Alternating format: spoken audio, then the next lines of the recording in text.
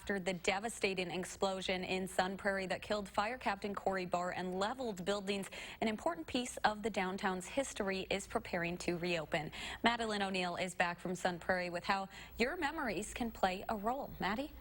Amanda, the Sun Prairie Historical Library and Museum on Main Street has been closed since the explosion last year as they work to preserve history both long ago and recent. They're asking the community to be part of that process. It was very much a striking moment in this community. The explosion that wrecked buildings and took a life. It profoundly affected everyone who lived here. Couldn't touch the thing museum director Helen Worka spends her life preserving. And telling stories, it's in my very fabric. It's in my blood. History and the artifacts that represent it. You see how it says 707? Like this clock from a business at the old City Hall building when time seemed to stop.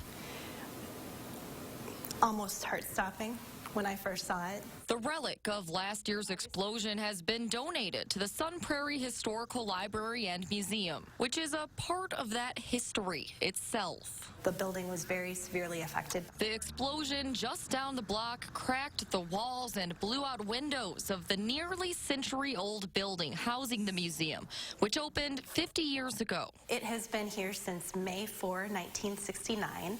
It wasn't time to close the book on it yet. This is going to be where we celebrate the Georgia O'Keeffe works. Worka says most exhibit items were untouched, but had to be moved into storage as the Common Council approved a budget amendment to help with the long rebuilding process. It has been slow, but well worth the time put in to keep the city's history alive. It relates people. It brings them together. Shared memories. Memories that help rebuild. As the clock ticks ahead, the community moves forward too. History is now. We're making history every day as well. As a page is turned, Worka thinks that's worth preserving. It's really just been incredible to see. It's a very strong community. There's still setup and construction work to be done, but the museum will reopen its doors next Sunday and begin limited public hours. And on the evening of July 10th, exactly a year after the explosion, the museum is inviting community members to share their memories and artifacts from that historic day that could end up as part of a planned exhibit. All right, thank you so much, Maddie, and stay with us through Wednesday for continuing coverage of how Sun Prairie is still recovering 1 year later in our Sun Prairie Stronger series.